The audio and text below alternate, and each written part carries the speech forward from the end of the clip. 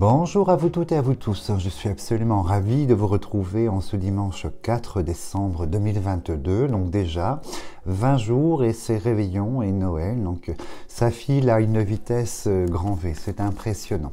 Alors aujourd'hui nous allons travailler sur quelque chose d'un petit peu particulier.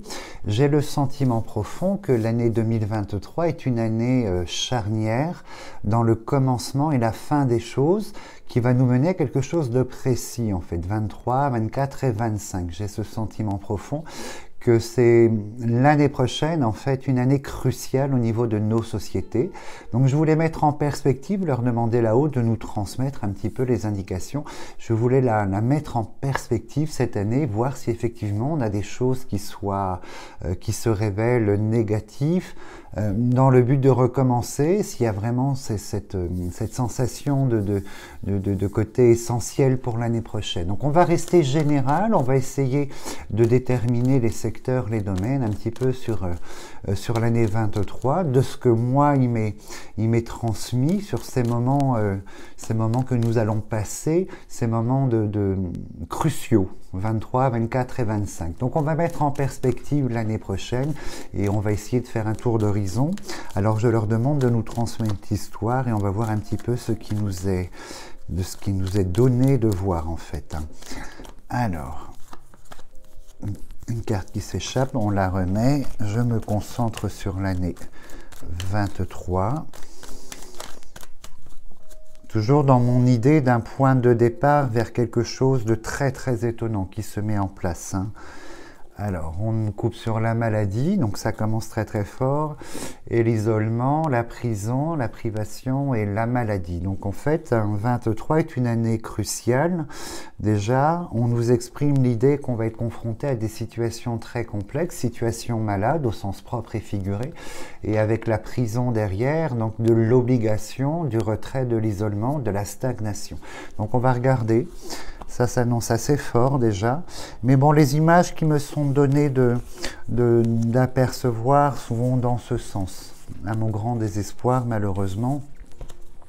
Comme si nous devions aller vers quelque chose de précis. Et l'aboutissement serait pour 2025. Pour l'instant, je n'ai pas plus d'indications. Alors, nous allons regarder. Alors, on parle de l'été, printemps-été 23 en première lecture, mais on parle également de la santé. C'est la carte de la santé, on va regarder. Donc, visiblement, le retour de la chauve-souris à un moment de l'année en 23, totalement inattendu. Donc, la chauve-souris, on peut l'imputer à la Covid, mais on peut l'imputer à un autre virus également. Il n'y a pas marqué Covid dessus, mais un virus, printemps-été, quelque chose de complexe, de non prévu en fait.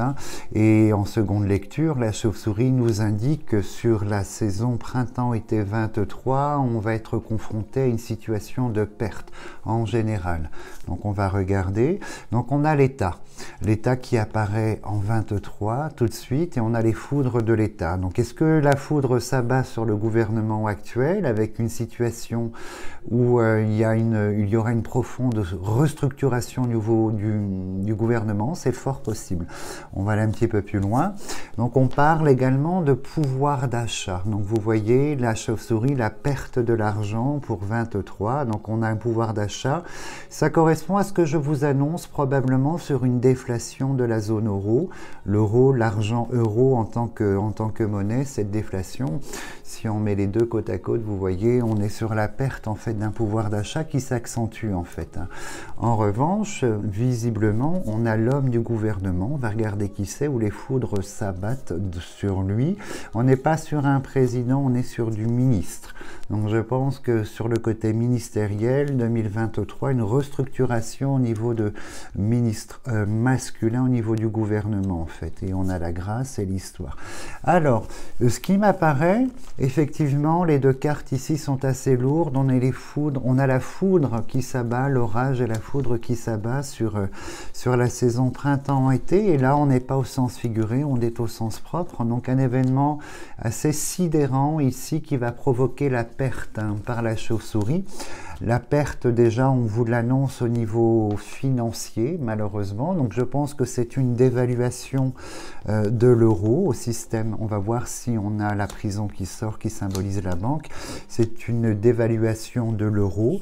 Et on voit qu'au niveau gouvernement, 2023, il y a quelque chose aussi d'assez étonnant, négatif et d'assez étonnant en fait. Alors sur la campagne santé, là on est dans le domaine de la nouveauté. Donc on va découvrir quelque chose. Je pense que c'est, comme on a coupé sur la maladie, c'est de l'ordre d'une situation en fait, on va dire sanitaire complexe, printemps-été. On aurait pu croire cet hiver, mais l'annonce est pour le printemps-été de l'année prochaine. Et malheureusement, regardez ce qui nous sort sur la chauve-souris, on a la mort en fait. Donc en fait, il va se passer des choses assez impressionnantes, visiblement pour 23. Aïe, aïe, aïe. Donc l'héritage symbolise la continuité, mais avec une forme de violence supplémentaire dans ce que nous vivons de par la foudre. C'est un degré, plusieurs degrés en fait, qui sont comment dirais-je, mis en perspective. Un autre degré, une autre échelle, et on a la perte, donc, et sur l'état, la couronne. Alors on va regarder. Alors, donc il y aura du rififi au niveau ministériel, hommes, femmes, et on parle de ministre, et vous voyez, comme on a la carte de l'État, on a l'hibou, le hibou pour les ministres, on a hommes, femmes, et on a le chat noir. Donc je pense qu'il va se passer un peu probablement une révision, il y aura un turnover au niveau du gouvernement, il y aura des entrées, mais il y aura des sorties, en fait, dans des conditions un peu particulières, visiblement, puisqu'on est sur la foudre, le chat noir, qui est une carte très très lourde. Alors au niveau de l'État, l'État même, l'État propre en fait, on a quand même la couronne dessus, les honneurs, donc en fait il s'agit d'une restructuration au sein des personnes se trouvant au niveau de l'État. Donc est-ce qu'on peut l'imputer à un scandale financier ou à autre chose? Bon, c'est quelque chose de récurrent dans tous les partis politiques, les déclarations oubliées, enfin ce genre de choses, donc peut-être, on ne sait pas, je ne vais pas m'avancer là-dessus, mais voyez, je pense que les ciseaux devraient sortir et la fatalité aussi qui va nous apporter vraiment cette idée d'année charnière pour l'année prochaine en fait. Alors là, c'est la pensée amitié, donc on parle en fait de la population, de la société. Donc on a la civilisation à côté. Alors, on regarde, et la malchance, ah ben la faux était déjà sortie, vous voyez. On a la malchance, en fait, l'infortune, concours de circonstances, et nous avons ici, en fait, l'infortune de la fortune, donc c'est-à-dire une perte d'achat, un pouvoir d'achat, là, qui quand même commence à s'effacer vers un côté très très négatif, et on voit qu'effectivement, on risque d'être plongé, la révélation des choses cachées par la méchanceté, et on a dans la contrainte, et vous voyez sur le thème de l'argent, la grande dégradation, on a la ruine en fait. Donc je pense que 23 est une année où le pouvoir d'achat, la valeur de l'euro, le pouvoir d'achat et tout ce qui tourne autour du thème financier va être compliqué. Donc ça va de l'inflation à la déflation de l'euro et la stagnation. Une surinflation même, je pense. Et on voit que, vous voyez, c'est un moment... alors probablement qu'il y a un but dans tout ça. Je pense que si, au niveau pouvoir d'achat, par exemple, la table n'est pas sortie, mais si l'alimentaire sort, là on a la campagne santé, donc tout ce qui touche aux fruits, aux légumes, à la terre, en fait, c'est peut-être dans le but de revisiter un petit peu notre façon de consommer, en fait, ce que nous mangeons et comment nous le mangeons, se tourner vers autre chose. On va regarder. Alors, on a la pyramide qui sort, donc ça c'est très bon. Alors, nous avons la table qui vient de sortir, le commerce, le business, la table, les plaisirs en fait. Donc je pense que 23, on va devoir choisir. Je vous l'annonce depuis l'année 2021, mais on va devoir choisir et on voit que la carte des commerçants, le business ici, sur le business, le commerce de la table, on a la chauve-souris, on a la révélation des choses cachées, mais le chat noir, pardon. Donc je pense que tout ce qui va toucher en fait au niveau des rayons, au niveau de la possibilité en fait de remplir les rayons correctement, ça va être un petit peu plus difficile. Ou ce qu'il y aura en fait, comme on a la ruine, l'argent, c'est l'incapacité. Je pense qu'il y a une augmentation des matières premières de manière assez exponentielle. Là, nous avons la foudre, en fait, c'est l'énergie. Moi, c'est pas cet hiver que je crains au niveau de l'énergie, c'est l'hiver 2023. La saison automne-hiver 2023, pas la 22, il y aura quelques délestages probablement, mais ce sera plus lourd pour l'année prochaine, à mon sens. Hein. Donc on voit ici sur la table, en fait, ce qui touche au commerce, la carte du commerçant, la table, le commerce donc de la table alimentation. On voit malheureusement l'augmentation des prix par la pyramide ici, hein, qui sort, l'augmentation des prix, et on voit que c'est dans la durée. On est sur la roue bloquée symbolise en fait la durée de l'augmentation par la pyramide ici, ce qui concerne la vente autour de la table, les métiers de bouche et tout ce qui touche à l'alimentation. Donc ça, c'est un événement qu'il faudra prendre en compte pour l'année prochaine. On est toujours dans cette inflation. Je crois que l'État avait parlé d'une prévision d'un prévisionnel de 6%, mais je pense qu'on sera au-delà des 12-15% d'inflation pour l'année prochaine. Alors, là en plein milieu, on nous montre tout de suite le printemps par la nativité. On va regarder ce que nous avons. Alors, sur le printemps, la nativité, donc là, il y a un événement, vous voyez, on est toujours sur cette idée d'État et on va devoir, en fait, on va subir quelque chose de manière officielle imposée par l'État. Et je me demande si, vous voyez, on a la prison à côté, je me demande si c'est pas de nouvelles perspectives dues à la chauve-souris qui sort ici. On va voir si la carte de la maladie sort sur les 5 dernières. Mais il semblerait que pour le début d'année, en fait, on ait les papiers, l'État, peut-être des impositions, des restrictions, peut-être, mais je ne vois pas de confinement, je vous rassure, je ne pense pas qu'on soit dans cette idée-là. Mais printemps 2023, été 2023, sur le thème de la santé, c'est beaucoup plus complexe. Donc en fait, on est vraiment sur une continuité, mais avec des événements plus forts et plus lourds, visiblement, l'année prochaine, qui vont nous forcer à revoir un petit peu les choses, parce que les 2 premières cartes sont importantes. On est sur l'intelligence et tout ce qui concerne la réflexion, la mise en perspective et le désir d'aller vers quelque chose d'apaisé. Donc je pense qu'il nous sera demandé, ou nous allons par nous-mêmes en fait remettre les choses en perspective à partir de l'année prochaine dans nos sphères à nous en fait. Alors on va regarder où se place la maladie. Ben, vous voyez, la maladie est là avec la prison.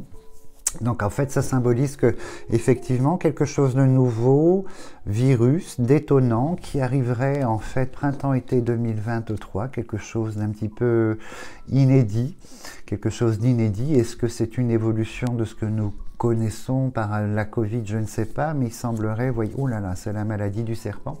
La maladie du serpent, c'est quelque chose contre lequel on ne peut pas lutter. C'est quelque chose sur le plan pandémique, on ne peut pas lutter, puis on voit quelque chose d'évolutif avec le changement.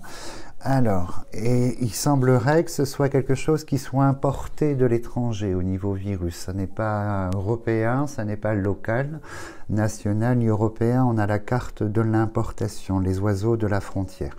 Il semblerait également que pour le thème de la profession, le thème du travail 2023, il y a un turnover également dans beaucoup de professions, beaucoup de fermetures ici, d'obligations, de contraintes de fermeture en fait. Hein.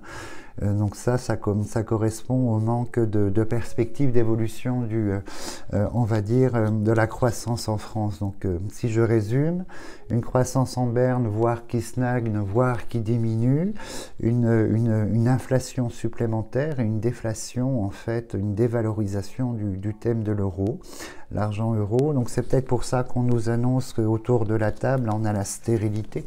Donc vous voyez, je pense que l'accès à l'achat tel que nous avons l'habitude de faire, il faudra réfléchir à 2 fois en fait. Hein. Je pense que l'augmentation des choses est toujours en cours et va durer parce qu'autour de la table on a le business et on a la pyramide, la continuité par le retard dans la durée en fait. Et la dernière carte qui n'est pas sortie, c'est l'union. Alors il y a peut-être un message en disant que l'union fait la force, et ça peut représenter aussi le continent européen, l'Union européenne. Mais il semblerait en première approche, en fait, que malheureusement 23 est une année charnière avec des événements encore lourds qui vont nous amener en fait à devoir revoir les choses. Il y a un changement profond qui s'opère en fait dans la société en 23 qui va nous mener en fait probablement à quelque chose de très très étonnant pour l'année 25. J'ai toujours ces trois chiffres en tête, ces 3 années, 23, 24, 25. Il semblerait que 25 on soit sur une transformation incroyable. Donc là, je vais juste poser la question pour confirmer cette consultation. Donc ça correspond, personnellement, je ne suis pas étonné puisque je suis dans cette perspective depuis un petit moment, mais ça correspond aux visions et ce que j'entends par rapport en fait à la société française. Je vais juste poser la question, à savoir si effectivement 23 est une année charnière. On va nous répondre de manière claire. Est-ce que 23, charnière dans le changement et dans la restructuration des choses. Alors, on a le nouveau départ, les 2 cœurs, ça c'est intéressant. Les 2 cœurs nous symbolisent en fait une mutualité, donc c'est-à-dire que l'extérieur correspond à l'état intérieur en fait du pays, donc c'est un événement extérieur. On va regarder un tout petit peu plus loin. Alors, hop. Oui, on a la découverte en fait et on a l'événement totalement imprévu par la foudre qui s'abat sur l'année 23 et nous avons ici la contrainte en fait et ça concerne effectivement, vous voyez, c'est la consommation, on a le commerce, la consommation, les plaisirs et ce sont des événements que les citadins vont plus subir en fait que les villageois ou campagnards, puisqu'on a la tour qui symbolise en fait la proximité, la ville et la périphérie.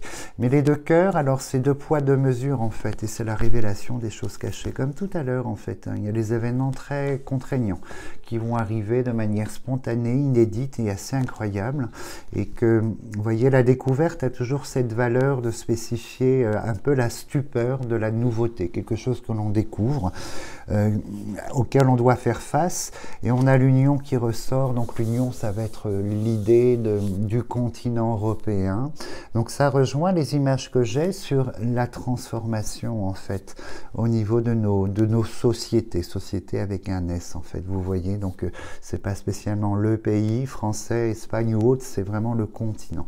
Donc il y aura beaucoup d'événements étonnants, donc ça corrobore en fait. J'y reviendrai évidemment plus en profondeur, notamment sur le gouvernement, ce turnover qui est annoncé, et cette apparition d'un virus, quelque chose de, vous voyez, une résurgence de quelque chose d'étonnant aussi pour le printemps été 23. Voilà, donc en tout cas, je vous attends demain si vous souhaitez nous regarder. Je suis avec plusieurs de mes confrères et consoeurs sur le guide de la voyance pour parler un petit peu de l'année 23. Peut-être qu'ils vont corroborer en fait ce que je reçois. Donc à voir. En tout cas, moi je vous souhaite un très très beau dimanche, une belle soirée. Puis je vous dis peut-être à demain, sinon à dimanche prochain. Merci beaucoup.